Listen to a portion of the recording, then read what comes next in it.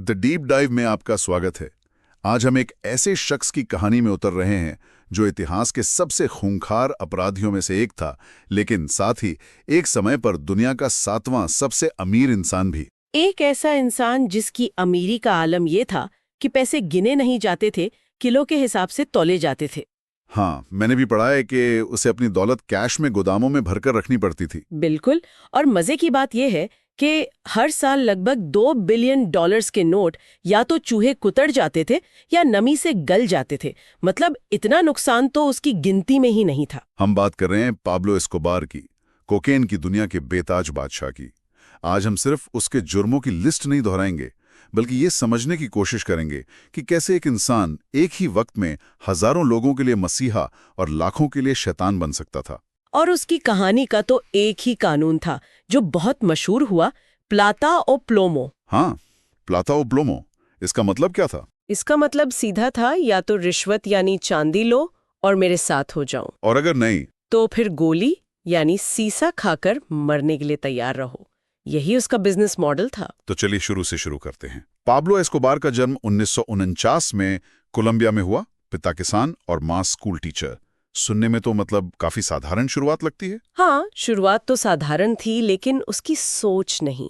बचपन में वो वकील या राष्ट्रपति बनने के सपने देखता था। अच्छा। हाँ, लेकिन उसे बहुत जल्द समझ आ गया कि असली ताकत पैसे में है। उसने अपने आसपास गरीबी देखी और तय कर लिया कि वो कभी गरीब नहीं रहेगा। और इसी वजह से पढ़ाई भी बीच में छोड़ दी। बिल्कुल। उसे लगा कि स्कूल उसे अमीर नहीं बना सकता, और पैसा कमाने का जुनून भी कोई छोटा मोटा नहीं था। वो मिलियन पैसों वाली बात है ना। हाँ, उसने खुद से एक अजीब वादा किया था कि अगर 25 साल की उम्र तक उसने 1 मिलियन पैसों नहीं कमाए तो वो खुद को गोली मार लेगा। ये तो गजब का जुनून था। और इसी जुनून ने उसे सीधे अपराध की दुनिया में धकेल दिया। शुरुआत छोटे मोटे कामों से हुई, जैसे नकली डिप्लोमा बेचना या फिर कब्रों से पत्थर यानी टॉमस्टोन चुरा कर बेचना। और फिर वो बड़े खेल में उतर गया, किडनैपिंग। हाँ, और 1971 की एक घटना तो बहुत कुछ कहती है। उसने एक उद्योगपति डिएगो एचवारिया को किडनैप किया। फिरौती में $50,000 मिलने के बाद भी उसने उसे मार डाला। क्यों? पैसा तो मिल गया था। सिर्फ अपनी धाक जमाने के लिए। ये एक पैटर्न की शुरुआत थी। उसने सबको दिखा दिया कि वो नियमों से नहीं खेलता। और इसी डर के दम पे वो 22 साल की उम्र तक मिलियनेयर बन भी गया। हाँ, अपना वादा पूरा कर लिया। तो पैसा तो आ रहा था, लेकिन फिर वो कोकेन के धंधे में क्यों उतरा? कार चोरी और किडनैपिंग से तो काम चल ही रहा था। क्योंकि वो स्मार्ट था। उसने देखा कि 1970 के दशक में कोकेन में बाकी सभी अपराधों से 100 गुना ज्यादा मुनाफा था। अमेरिका में इसकी डिमांड आसमान छू रही थी। मतलब उसने हिसाब लगाया कि असली पैसा तो इस धंधे में है। बिल्कुल। उसने सोचा कि कार चोरी उसे मिलियनेयर बना सकती है, लेकिन कोकेन वो उसे बिलियनेयर बना देगा। और यहाँ से कहानी बहुत दिलचस्प हो जाती है। अपना कार्टेल बनाने के लिए उसने कोई छोटा मोटा रास्ता नहीं अपनाया। नहीं, उसने सीधे सबसे बड़े खिलाड़ी को रास्ते से हटाया। ये उसकी रणनीति का अहम हिस्सा था। फाबियो रेस्ट्रेपो। हाँ, 1975 में उसने मेडेलिन के सबसे बड़े कोकेन तस्कर फाबियो रेस्ट्रेपो को मरवा दिया और उसके पूरे नेटवर्क पर कब्जा कर लिया। और इसी के साथ 1976 में बना मेडेलिन कार्टेल। हाँ, और वो खुद इस कार्टेल का हेड बना, द किंग ऑफ कोकेन। उसके कोकेन सप्लाई करने के तरीके भी हैरान करने वाले थे। कार के टायर, टीवी सेट, और यहाँ तक कि उसने खुद की एयरलाइंस और सबमरीन्स तक बना ली थी सिर्फ ड्रग्स ट्रांसपोर्ट करने के लिए। एक बात जो मुझे हमेशा हैरान करती है वो ये कि वो खुद कोकेन से 24 घंटे घिरा रहता था, लेकिन कहते हैं कि वो इसका सेवन नहीं करता था। ये बिल्कुल सही है, और ये एक बहुत बड़ा कारण था कि उसके साथ ही उस पर भरोसा करते थे। वो इसे एक बिजनेस की तरह देखता था, नशे की तरह नहीं। मतलब उसका नशा पैसा और ताकत थी, कोकेन नहीं। सही कहा। उसे पता था कि अगर वो खुद एडिक्ट हो गया तो सही फैसले नहीं ले पाएगा। 1976 में उसकी एक बड़ी गिरफ्तारी भी हुई थी। हाँ, जब उसकी कार से करीब 40 पाउंड कोकेन बरामद हुआ। लेकिन यहीं उसने अपने प्लाता ओ प्लोमो के नियम को पूरी दुनिया के सामने साबित कर दिया। उसने केस से जुड़े 2 एजेंट्स को मरवा दिया था। बिल्कुल।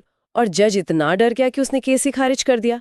ये एक सीधा संदेश था, पाब्लो एस्कोबार कानून से ऊपर है। और इसके बाद तो उसका कारोबार रुका ही नहीं। 80 के दशक में अमेरिका में आने वाला 80% कोकेन उसी के कार्टेल से आता था। और कमाई का आंकड़ा तो होश उड़ाने वाला है। हर हफ्ते करीब $420 मिलियन। ये आंकड़े इतने बड़े हैं कि इन्हें समझना मुश्किल है। हाँ, सोचिए उसके पास इतना कैश आता था कि उसे बांधने के लिए हर महीने $2,500 सिर्फ रबर बैंड पर खर्च होते थे। सिर्फ रबर बैंड पर। जी हाँ, सिर्फ नोटों की गड्डियां बांधने का खर्चा। इसी बेशुमार दौलत से उसने एसिंदा नेपोलिस बनवाया, 7,000 एकड़ में फैला आलीशान घर। और उसमें अपना खुद का चिड़ियाघर भी था, जिसमें दुनिया भर से स्मगल किए हुए जानवर थे। ये सिर्फ दिखावा था या अपनी ताकत का ऐलान? दोनों। वो दुनिया को दिखाना चाहता था कि वो जो चाहे कर सकता है, और अब उसकी नजर राजनीति पर थी। और उसने इसका रास्ता गरीबों के दिलों से बनाया, वो रॉबिन हुड वाली छवि। हाँ, उसने गरीबों के लिए घर बनवाए, अस्पताल, स्कूल। लेकिन ये सिर्फ दरियादिली नहीं थी, ये एक सोची समझी रणनीति थी। मतलब उसने आम जनता को अपनी ढाल बना लिया। बिल्कुल। वो जानता था कि अगर लोग उसे मसीहा मानेंगे तो सरकार उस पर हाथ डालने से पहले 100 बार सोचेगी। और इसी पॉपुलैरिटी के दम पर 1982 में वो कोलंबिया की संसद का सदस्य भी बन गया। हद तो तब हो गई जब उसे स्पेन में कोलंबिया सरकार का आधिकारिक प्रतिनिधि बनाकर भेजा गया। मतलब स्पेन में ड्रग्स सप्लाई करने वाला सबसे बड़ा शख्स उसी देश का प्रतिनिधि बनकर स्पेन गया। हाँ, ये अविश्वसनीय था। लेकिन राजनीति उसे रास नहीं आई। न्याय मंत्री रॉड्रिगो लारा बोनिला ने संसद में उसका कच्चा चिट्ठा खोल दिया। और फिर एक अखबार ने भी उसके खिलाफ छापना शुरू कर दिया। हाँ, और पाब्लो को ये बर्दाश्त नहीं हुआ। उसने 1984 में राजनीति से इस्तीफा दे दिया। लेकिन बदले में उसने न्याय मंत्री और उस अखबार के संपादक दोनों की बेरहमी से हत्या करवा दी। हाँ, और इन हत्याओं के बाद सरकार के पास और कोई रास्ता नहीं बचा।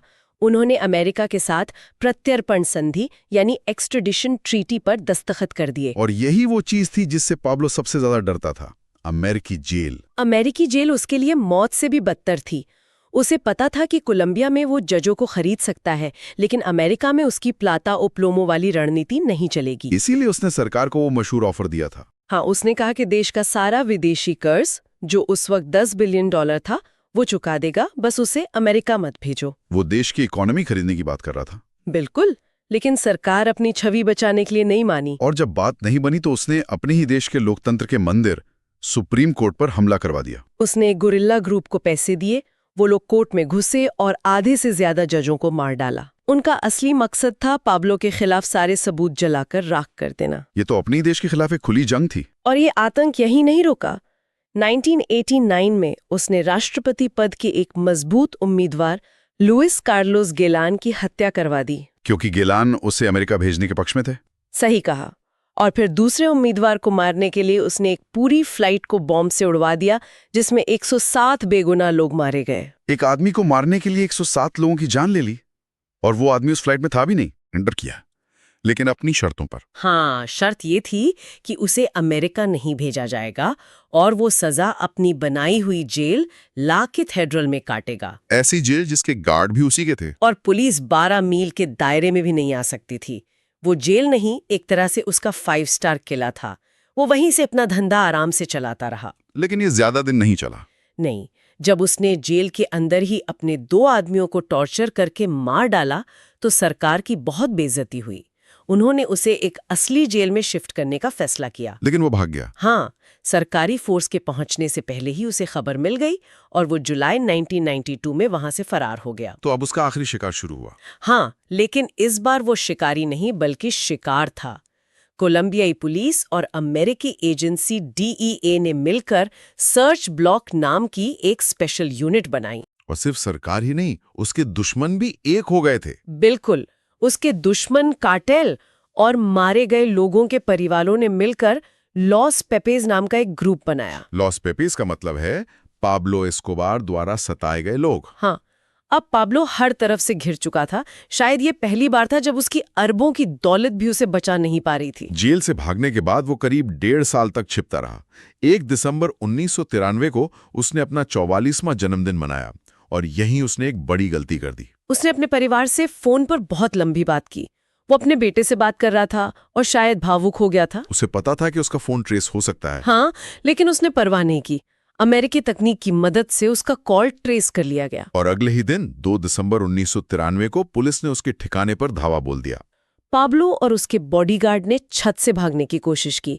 दोनों तरफ से भयंकर गोलीबारी हुई और इसी में पाब्लो एस्कोबार मारा गया। हालांकि एक थ्योरी ये भी है कि उसने खुद को गोली मार ली थी। ये कहना मुश्किल है, लेकिन वो अक्सर कहता था कि अमेरिकी जेल में सड़ने से अच्छा है कि मैं कोलंबिया की ही मिट्टी में दफन हो जाऊं। तो हो सकता है कि जब उसने खुद को घिरावा पाया तो उसने खुद को गोली मार ली, ठीक वैसे ही जैसे उसने हमेशा कहा था। जो भी हो, दुनिया का सबसे अमीर और खूंखार ड्रग माफिया मर चुका था, लेकिन उसके अंतिम संस्कार में लगभग 25,000 लोगों की भीड़ थी। ये कौन लोग थे? ये वे गरीब लोग थे जिनके लिए उसने घर और स्कूल बनवाए थे। उनकी नजरों में पैब्लो एक मसीहा था, एक रॉबिन हुड। वो उसके अपराधों को नहीं देखते थे? नहीं, वो सिर्फ उसकी दरियादिली को याद रखते थे। तो ये थी पैब्लो एस्कोबार की कहानी। एक ऐसा शख्स जो कुछ लोगों के लिए रॉबिन हुड था तो बाकी दुनिया के लिए एक बेरहम कातिल। उसकी कहानी दौलत, ताकत और डर के उस खतरनाक खेल को दिखाती है जहां अंत में इंसान चारों तरफ से दुश्मनों से घिर जाता है और उसकी बेशुमार दौलत भी उसे बचा नहीं पाती। एक सवाल जो ये कहानी पीछे छोड़ जाती है, पाब्लो एस्कोबार की कहानी हमें ताकत और समाज के जटिल रिश्ते के बारे में क्या सिखाती है? जब सिस्टम लोगों की मदद करने में नाकाम हो जाता है तो क्या वो पाब्लो जैसे अपराधियों में अपना मसीहा ढूंढने लगते हैं? और अगर हाँ, तो इसकी असली कीमत कौन चुकाता है?